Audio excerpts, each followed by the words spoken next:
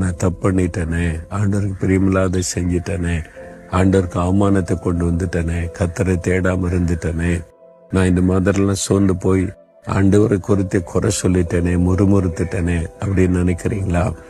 எப்போ அதை தப்புன்னு உணர்ந்தீங்களோ அப்பவே அவருடைய அன்பு உங்களை நெருங்கி வர ஆரம்பித்து விட்டது.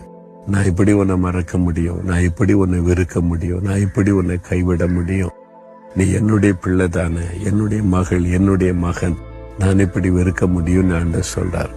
நான் உன்னை வெறுக்கவும் மாட்டேன், கைவிடவும் மாட்டேன்னு சொல்ல.